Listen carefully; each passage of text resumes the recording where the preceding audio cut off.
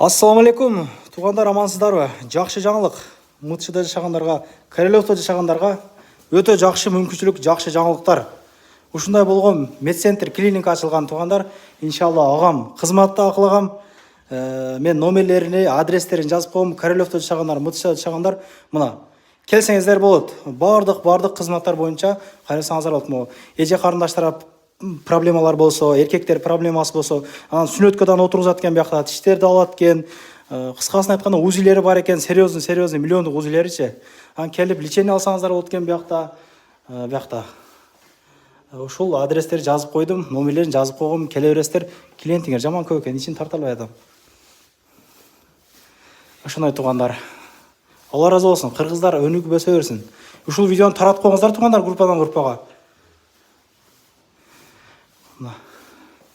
İşinizге келик.